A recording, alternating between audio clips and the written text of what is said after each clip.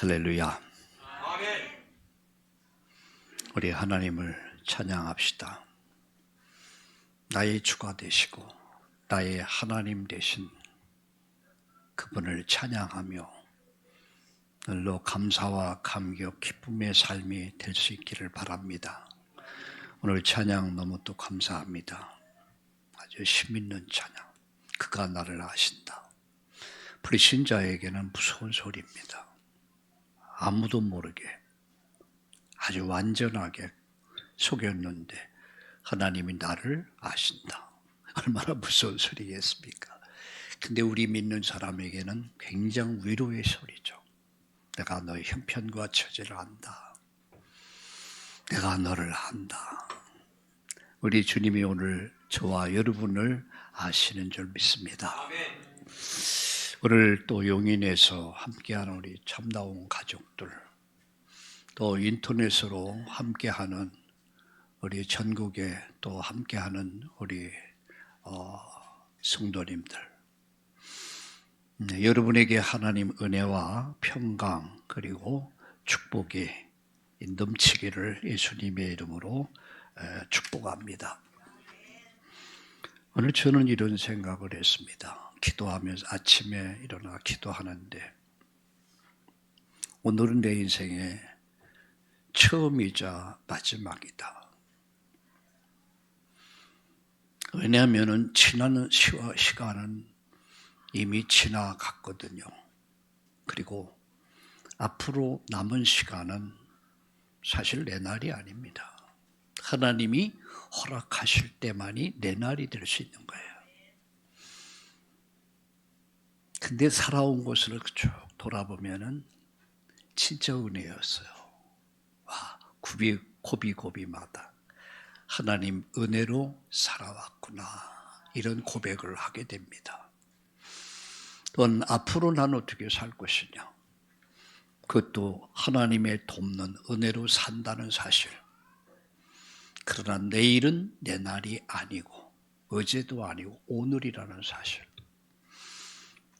그래서 잠자리에 들기 전에 내일 아침 나는 눈을 뜰 수 있을까 궁금할 때가 있어요.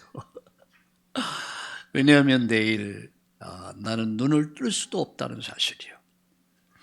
하나님이 은혜 주셔야만이 눈을 뜰 수 있다는 사실입니다. 그럼 오늘이 얼마나 소중하냐. 여러분이 오늘이 처음이자 마지막이다라면 여러분은 어떻게 살겠습니까? 여러분 남편을 어떻게 대하겠습니까? 아내를 대해서 어떻게 하겠습니까? 내가 어떻게 부모님을 대하겠습니까? 내가 자녀들을 어떻게 대하겠습니까?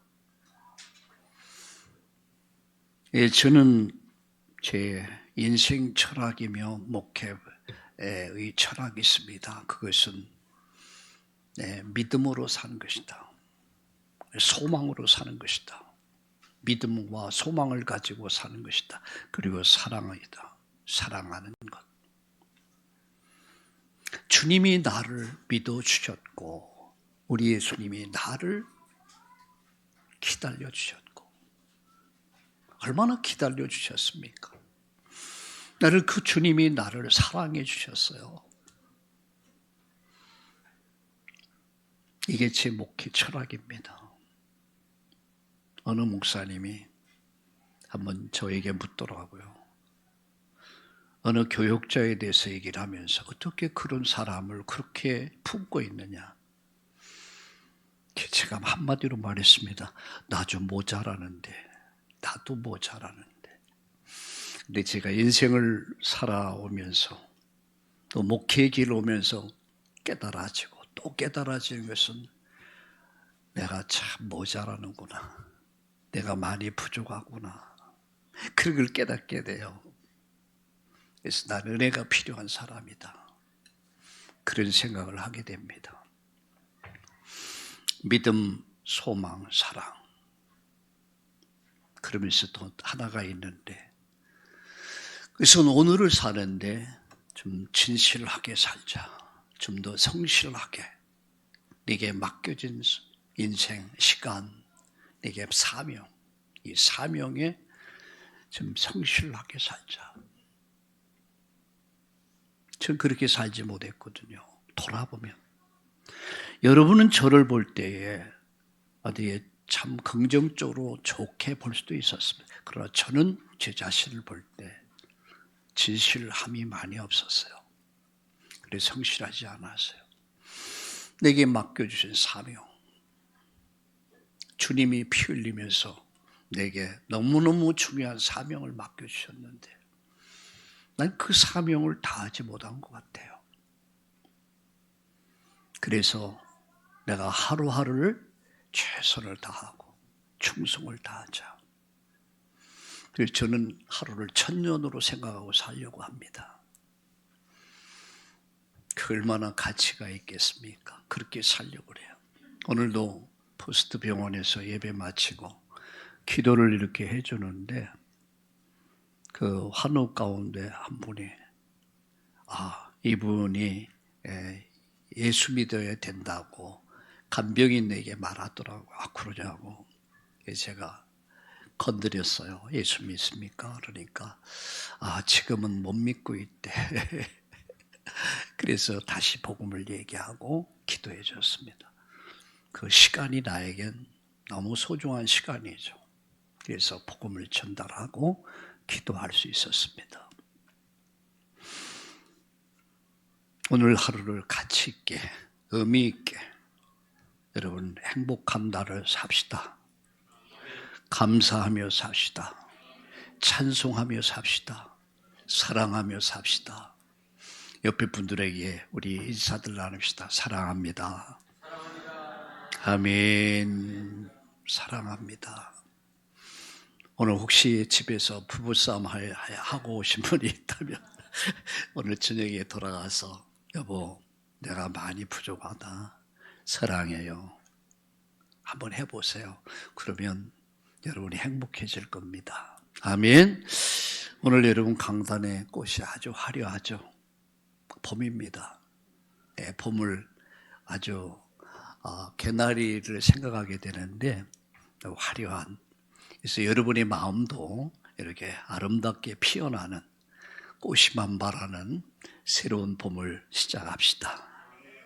저는 오늘 이 시간 하나님께 나가는 길이라는 제목으로 말씀을 드리려고 합니다. 창세기는 시작의 책입니다. 만물의 시작이야. 태초에 하나님이 천지를 창조하시니라. 그가 없이는 되어진 것이 없다. 여러분의 꽃 하나하나가 하나님의 은혜가 아니었으면 되어진 것이 없습니다. 하나님은 창조자시다. 만물을 창조하시고 인간을 창조하시고 복을 주셨습니다. 그러나 인간은 하나님 말씀을 불순종하는 범죄를 저질렀고 죄가 시작됐고 죽음이 시작됐고 멸망이 시작됐고 그러나 하나님이 이 속에서 인간이 살 수 있는 길을 열어주셨습니다. 복음을 주셨습니다. 이게 창세기 이야기예요. 그럼 출애굽기는 뭐냐? 하나님의 구원의 시작. 한 민족을 애굽에서 건져내는 것을 통해서 그들을 구원하는 것을 통해서 하나님이 인간을 어떻게 구원하는가를 설명한 것이 출애굽기예요. 그럼 레위기는 뭡니까? 구원받은 자가, 하나님의 자녀가 된 자가, 천국의 백성 된 자가 어떻게 세상을 살아야 되는가? 그 삶을 가르친 것이 레위기입니다. 사실 레위기는 복음서입니다. 왜 이제 우리가 연초가 되면 창세기, 출애굽기 이렇게 읽잖아. 성경 읽기를. 올해는 몇 독을 할 것이다. 근데 거의 레위기에 와서 거의 막혀버려요. 너무너무 어려워. 이해도 안 되고. 그래서 거의 레위기에서 책을 덮어버려요. 근데 여러분, 레위기는 피 묻은 하나님의 사랑의 이야기다. 아십니까? 피 묻은 하나님 사랑 이야기. 그게 레위기야. 어느 목사님이 이야기하더라고요. 자기 레위기서를 새벽마다 강의하면서 많이 울었다고 그러더라고요. 너무너무 엄청난 하나님의 사랑. 그 사랑을 측량할 수 없는 거야. 그래서 자기를 많이 울었다. 저 역시 레위기를 읽고 묵상하고 이 말씀을 준비하면서 자꾸만 눈물이 나더라고요. 이 어마어마한 사랑이 바로 레위기에 있었구나. 그 사랑 때문에 내가 오늘 있게 된 것이구나. 다시 한번 은혜를 받으면서 또 오늘 여러분과 함께 말씀을 나누려고 하는 것은 뭐냐? 하나님께 나아가는 길, 그게 레위기입니다. 우리 한번 따라합시다. 하나님께 나아가는 길. 어느 날 이제 운전을 하고 가는데 어느 지방 도로를 가는데 길이 막힌 거예요. 근데 보니까 앞에 공사가 벌어졌어요. 그래서 그 도로를 잘라가지고 공사를 하고 이 차가 밀릴 거 아닙니까? 시간이 가야 되는데. 근데 거기에 가이드가 안내위원이 딱 거기서 그걸 들고 안내를 하더라고요. 그래서 그 길을 따라서 간신히 목적지까지 갈 수가 있었습니다.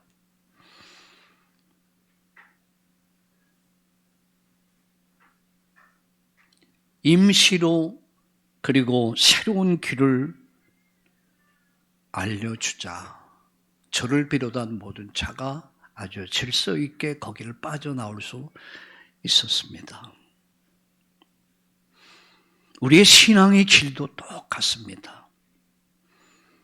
죄로 인해서 완전히 하나님께 나아가는 길이 막혀버렸어요. 그러나 하나님은 레위기의 제사 제도를 통해서 임시로 길을 내어주셨습니다.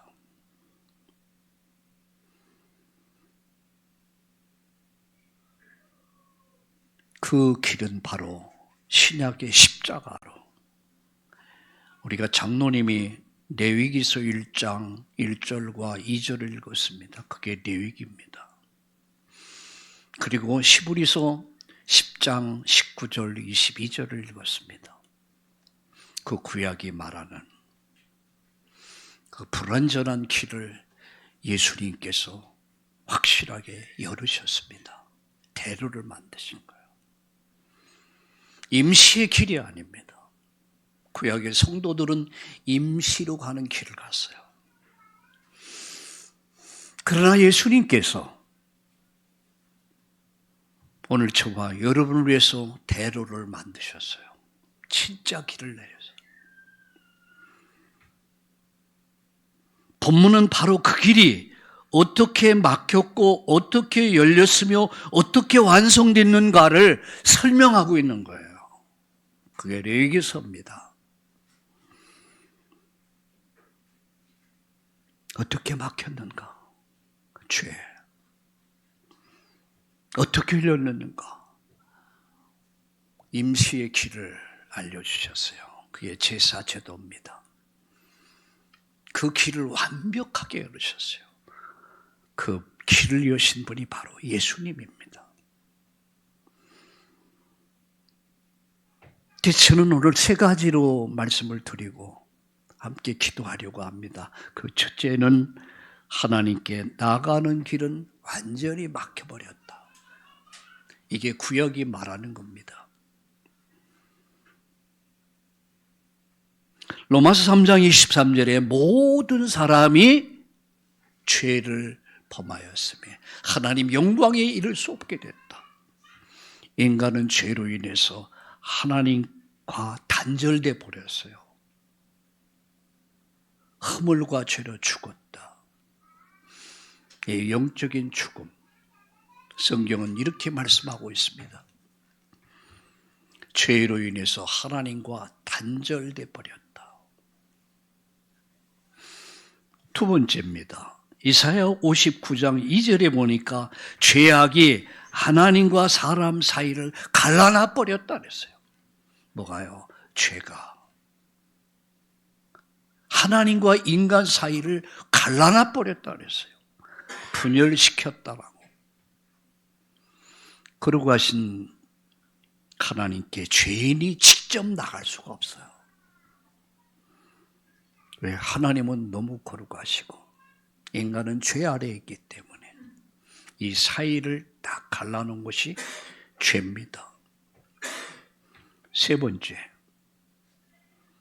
오늘 레위기의 제사 제도는 죄인을 위한 임시의 길입니다. 죄인을 위해서 임시로 구원받는 길을 열어주셨어요. 그게 구약시대의 사람들에게. 구약의 성도들은 임시로 열린 길을 갔은 거예요. 오늘 레위기서 1장 1절 2절에 보니까 사람이 여호와께 예물을 드리거든 임시로 다리가 놓아지고 강을 건너게 하는 것처럼 제사는 죄인이 하나님께 나갈 수 있도록 임시로 만들어진 길이었습니다. 그게 구약시대로 사는 성도들이었어요. 두 번째입니다.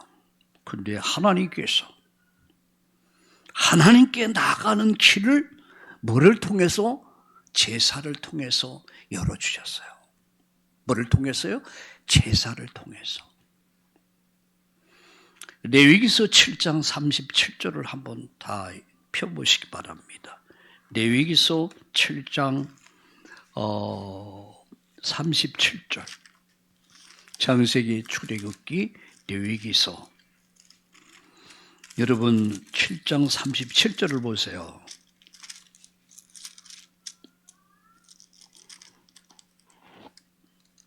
같이 읽겠습니다. 이는 번제와 소제와 속죄제와 속건제와 음식과 화목제의 규례라 이렇게 말씀합니다. 번제, 소제, 화목제, 속죄제, 속건제는 하나님께 나아가는 임시로 놓은 다리와 똑같은 거예요. 다양한 길. 구약에는 이런 5가지 레위기서의 5대 제사가 나오죠.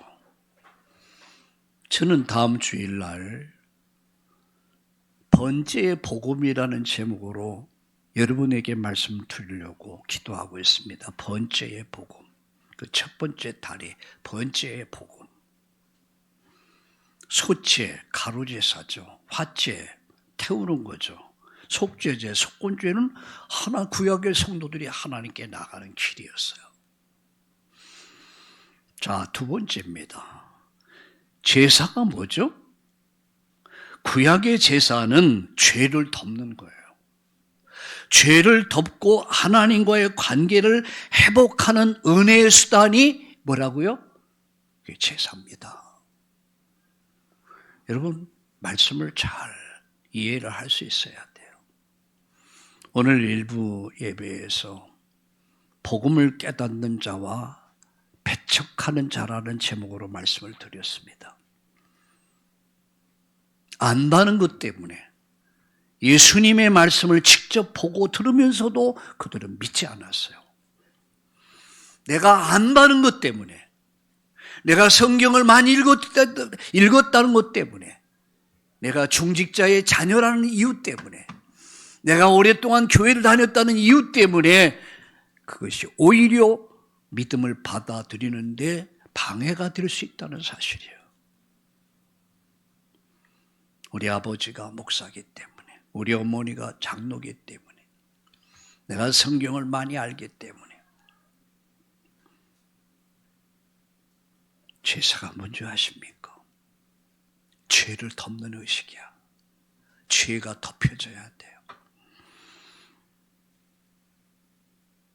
그래야 하나님 관계가 회복되는 거예요.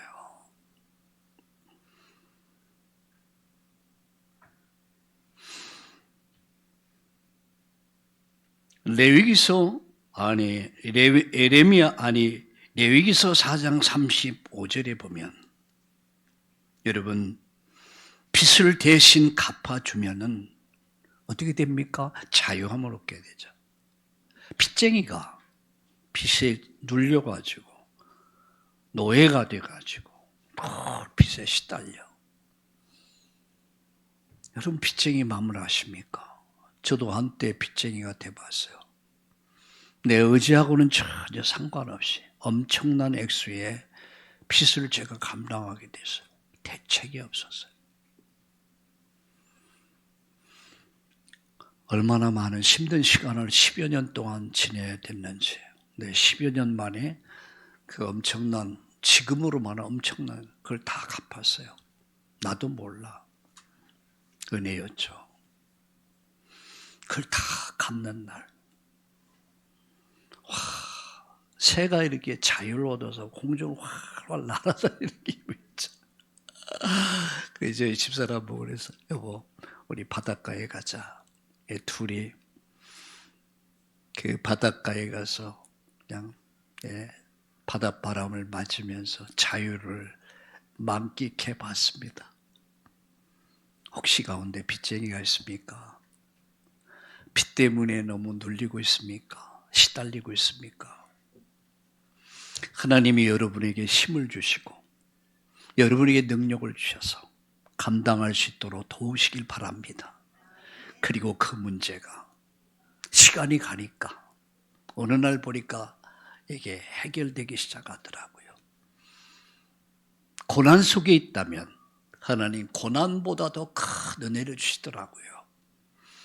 오늘 여러분 큰 은혜 받으시고 힘을 얻으시고 여러분을 얽매고 있는 그 무거운 짐들이 다 벗어지는 그런 자유와 기쁨을 누릴 수 있기를 예수님의 이름으로 축원합니다.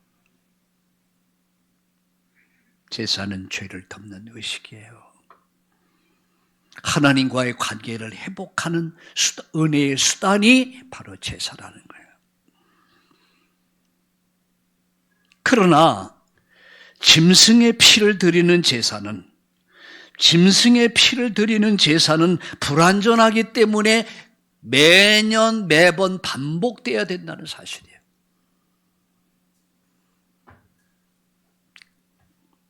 히브리서 10장 4절에 보면 이는 황소와 염소의 피가 능히 죄를 없이 하지 못하게 한다 그랬어요. 영원히 없어지지 못한다. 임시로 잠깐의 문제를 처리할 뿐이지 영원히 해결하지 못한다. 그게 황소와 염소의 피입니다. 짐승의 피를 가지고 영원한 속죄가 이루어질 수는 없다. 그런 얘기예요. 여러분 임시 처방약은 증상을 잠시 완화시켜 줄 뿐 근본적인 치료가 안 되는 거예요. 맞죠 여러분? 근본적인 치료가 일어나야 돼요. 여러분 인생에 근본적인 치유가 있기를 예수님의 이름으로 축원합니다. 큰 힘을 얻으시면 됩니다. 세 번째 마지막 하나님께 나아가는 길은 예수 그리스도를 통해서 완성된 거예요. 우리는 구약을 읽었습니다. 우리는 창세기, 출애굽기, 레위기까지 왔습니다. 창세기는 어떤 책이라고요? 시작의 책이다. 모든 게 시작이에요. 창조, 타락, 심판, 멸망. 출애굽기는 뭐라고요? 구원에 관한 책이다. 레위기는 뭐라고요? 구원받은 성도들이, 우리 신자들이 어떻게 세상을 살아야 되느냐.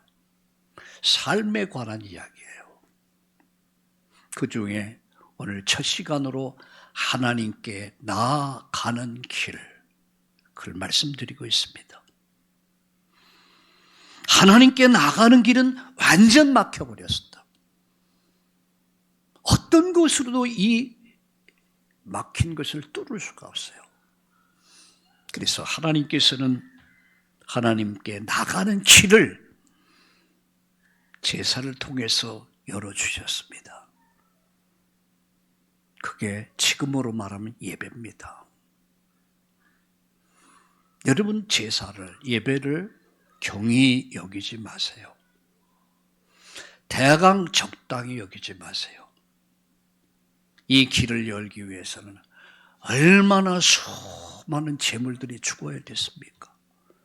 아무 죄 없는 재물들이 음매 부르다가 죽어갔어요. 누구의 죄입니까? 나의 죄 때문에. 나의 죄 때문에. 내가 지은 죄 때문에.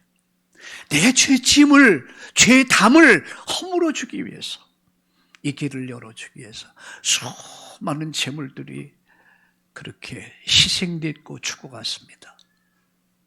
그러나 그것은 임시의 길이었어요. 잠시의 길이었어요.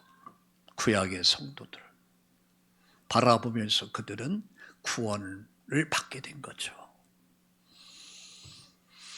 근데 마지막 하나님은 우리가 하나님께 나가는 길이 열렸습니다.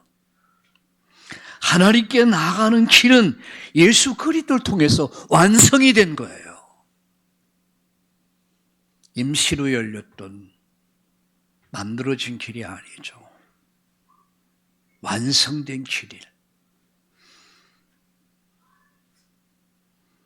예수님께서 번제처럼 헌신하시고 화목제가 돼서 하나님과 우리 사이를 화평케 하셨다. 로마서 5장 1절에 화평의 화목의 제물 되셨다. 그래서 로마서 5장 1절에 보니까 예수 그리스도로 말미암아 하나님과 화평을 누리자라고 말씀하고 있어요. 오늘 예배가 뭡니까? 하나님과 화평을 누리는 거예요. 하나님과 화목을 누리는 거예요.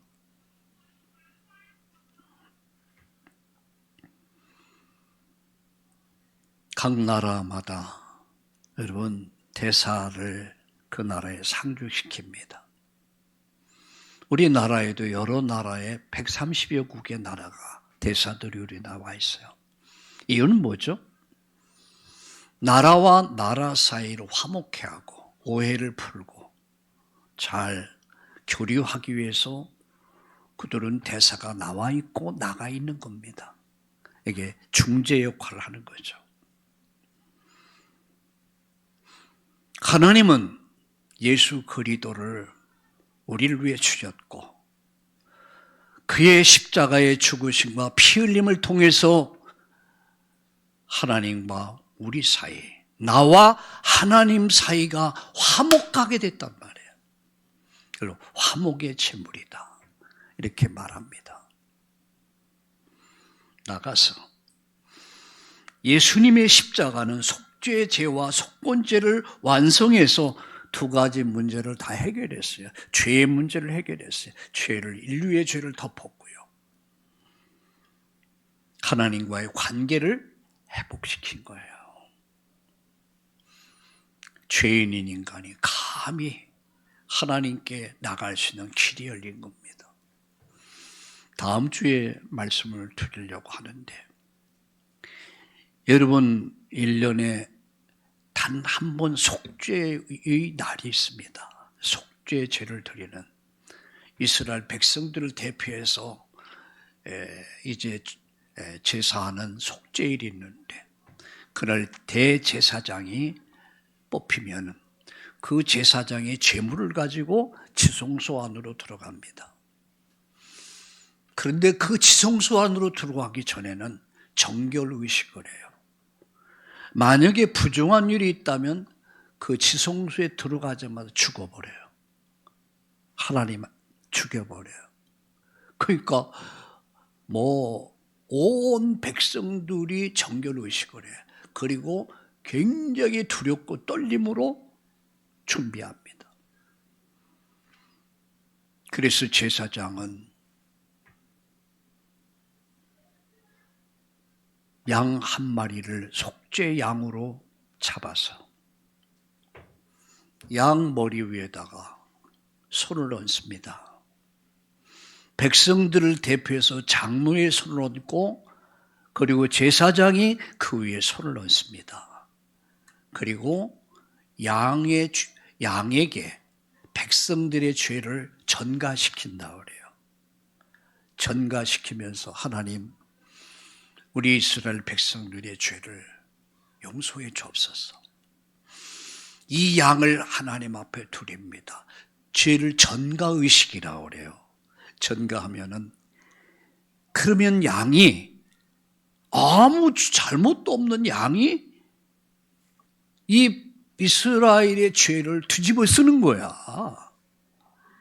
이게 뒤집어 쓰고 거기에서 칼에 위에서 목이 칼이 들어가고 피 흘려지고 태워지고 그 피를 가지고 지성소에 들어가요. 그리고 지성소에 뿌립니다. 근데 여기서 주의할 것이 있습니다. 1년에 한 번이에요. 내 제사장에 이 옷의 맨 밑에는 방울을 답니다. 방울 딸랑딸랑. 그리고 제사장이 허리에 끈을 묶습니다. 바깥에서 끈을 딱 붙잡고 있어요. 왜냐? 지성소는 아무나 들어가는 것이 아니에요. 죄인은 절대 들어갈 수. 그래서 제사장이 절기월 의식을 가지고 피를 가지고 들어가서 거기서 예배를 집전할 때에 부정한 것이 있으면 하나님 그 현장에서 다 죽여버려요. 만약에 죽으면 시신을 꺼내야 되잖아요. 거기 놔두면 부패할 거 아니에요. 허리에다가 끈을 묶는 이유가 그를 죽으면 끌어내기 위해서. 여러분은 어떻게 생각하십니까? 감히 죄인이 하나님을 만날 수 있다. 상상할 수 없는 일. 근데 하나님은 인간에게 임시 길을 열어주셨어요. 그게 제물입니다. 그게 제사입니다. 또 한 마리의 양은 양에게 안수기도 해서 그 양을 멀리 보냅니다. 다시는 돌아올 수 없을 정도로 멀리 풀어놔버려요. 멀리 가. 그럼 양은 그냥 혼자 음메 부르다가 짐승들의 밥이 되든 아니면 가시덤불에 걸려서 죽든 그렇게 죽어가요. 무엇을 말합니까? 바로 예수 그리스도를 말합니다. 예수님이 이 땅에 말씀 육신돼서 오셨어요. 그는 하나님이셨습니다. 그 하나님이 예수께서 우리의 죄를 몽땅 뒤집어 쓰시고 번째 희생양이 되셨고 예수님은 저 갈보리 언덕까지 버려졌고 거기서 죽임을 당해야 됐습니다. 그가 찔림은 우리의 허물이 나며 그가 상함은 우리의 죄악을 이해합니다. 그가 징계를 받으므로 우리가 화평을 누리고 채찍에 맞음으로 우리가 나음을 입게 됐단 말이에요.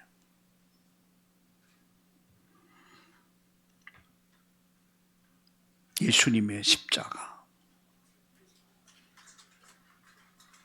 그는 우리의 번제가 되신 겁니다.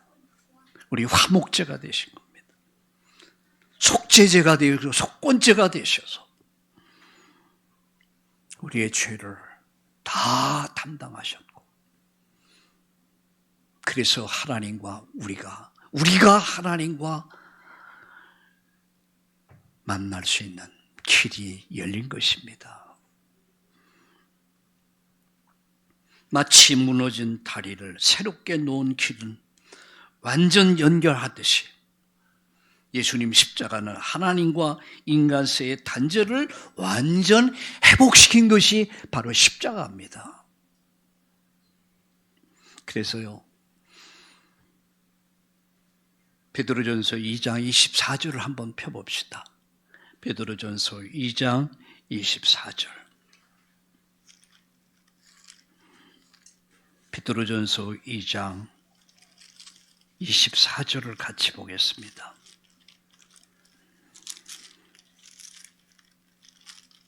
이 장 24절을 같이 읽겠습니다. 같이 읽을까요? 페이지 수로는 379페이지가 되겠습니다. 같이 읽겠습니다. 친히 나무에 달려 그 몸으로 우리 죄를 담당하셨으니 이는 우리로 죄에 대해서 죽고 의에 대해서 살게 하였습니다.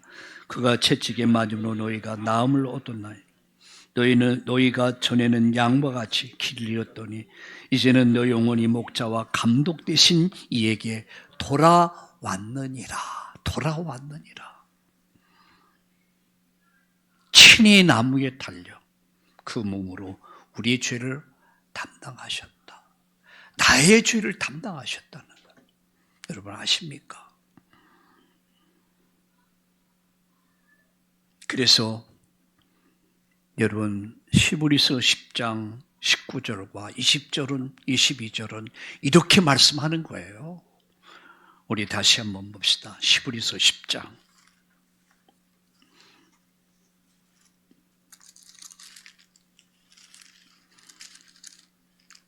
히브리서 10장 19절과 22절까지 같이 읽겠습니다. 페이지수는 363페이지. 그러므로 형제들아 우리가 예수의 피를 힘입어 성수의 두룩을 담력을 얻었나니 그 길은 우리를 위해서 휘장 가운데로 열어놓으신 새로운 살 길이요 휘장은 곧 그의 육체니라. 또 하나님의 집 다스린 큰 제사장이 계시며 우리가 마음의 뿌림을 받아 악한 양심으로부터 벗어나고 몸은 맑은 물로 씻음을 받았으니 참마음과 온전한 믿음으로 하나님께 나아가자. 온전한 담대함으로 온전한 믿음으로 하나님께 나가자. 이 길이 열린 거예요. 두려워하지 말고 이제는 담대함으로 예수 그리스도의 보혈의 피를 붙잡고 우리가 하나님 앞에 설게 될 줄로 믿으시기를 예수님의 이름으로 축원합니다. 결론 맺습니다. 세 가지의 말씀을 드립니다. 첫째입니다. 하나님께 나가는 길은 다른 이로서는 구원받을 수 없다. 요한복음 14장 6절에 나는 곧 길이요 진리요 생명이다. 오직 예수다. 이것이 우리에게 가장 중요한 결론입니다. 다른 이로서는 구원 없다. 제가 오늘 퍼스트 병원에서 예배 드리면서 내가 왜 이곳에 와야 되느냐? 저는 질문한다. 하나님 내가 왜 이곳에 와야 됩니까? 이유는 하나다. 예수님 얘기해 주기 위해서. 여러분들이 예수님 듣지 못하면 죽는다. 망한다. 멸망이다. 예수님. 다른 이론이 구원받을 수 없다. 천하인간이. 그러니까 베드로가 사내들인 법정에서 그 엄청난 시시빈 공회라는 그 무서운 재판관 앞에서, 재판정 앞에서 다른 이로는 구원받을 수 없다. 천하인간의 구원을 얻을 다른 이름 우리에게 주신 게 없다. 목숨 걸고 전한 이름이 바로 예수입니다. 여러분 그 이름을 경히 여기지 마세요. 다른 이로선 구원받을 수 없다. 나는 곧 길이요 진리요 생명이다. 나로 말미암지 않고는 그 길은 바로 하나님이 열어놓으신 대로입니다. 새로운 길입니다. 할렐루야. 두 번째 결론입니다. 하나님께 나가는 길은 오직 믿음이다. 히브리서 11장 6절에 믿음이 없이는 하나님을 기쁘시게 못하나니 하나님께 나가는 자는 이렇게 말씀합니다. 우리는 오직 그를 믿음으로 하나님 앞에 나가야 합니다. 예배는 단순한 것이 아닙니다. 그냥 그렇고 종교의식도 아닙니다. 내가 하나님을 만나는 행위요. 하나님의 은혜를 받는 시간이요. 말씀을 듣는 시간이요. 힘을 얻는 시간이고 치유의 시간이야. 여러분 은혜가 없으면 여러분 망합니다. 여러분 무너집니다. 하나님께 나아가는 길은 오직 믿음이다. 오직 예수. 세 번째 결론입니다. 하나님께 나아가는 길은 거룩한 삶으로 나가야 합니다. 거룩한 삶. 로마서 12장 1절에 보니까 너희 몸을 하나님 기뻐하시는 거룩한 산 제사로 드려라. 이제는 내 몸이 내 것이 아니에요. 피로 값주고 사신 거예요. 짐승의 피가 아닙니다. 아들 예수의 피가 나를 살려낸 것입니다. 그래서 바울은 이렇게 말합니다. 내가 그리스도와 함께 십자가에 못 박혔나니 그런즉 내가 산 것이 아니다. 내 안에 예수가 산 것이다. 너의 몸으로 하나님께 영광을 돌리라.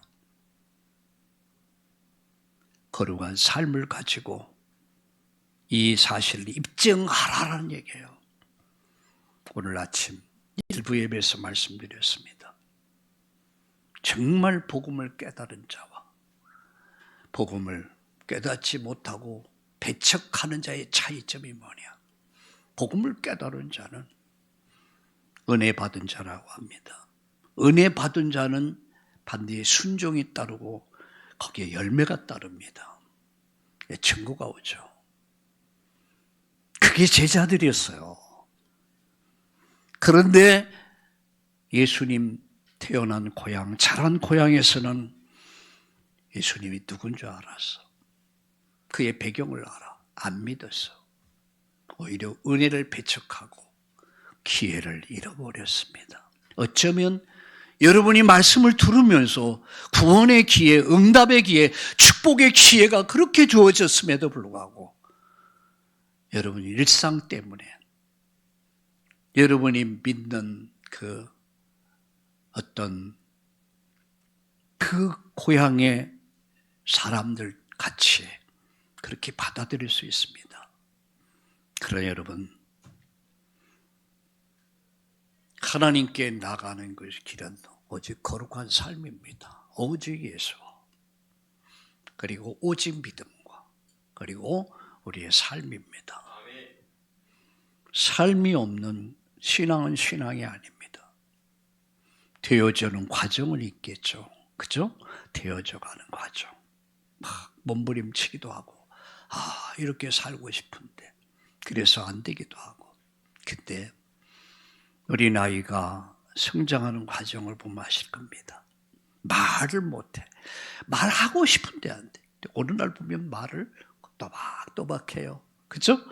예, 뭐가 성장해. 신앙도 그런 과정이 있겠죠. 근데 분명한 사실은 거룩한 삶입니다. 우리 지금 한국교회가 몸살을 앓고 있습니다. 세상으로부터 비난을 받고, 여러분 많이 아시겠지만 언어 폭력, 저는 그런 것을 이렇게 보면서 어떻게 저런 말을 할 수 있을까? 교육자들 20-30명 모아놓고 그 앞에서 여자 교육자를 향해서 이년저년하면서 이놈 저놈 하면서 따귀까지 때리고 발길질하고 심지어 도끼를 가지고 머리를 뽀개 죽인다.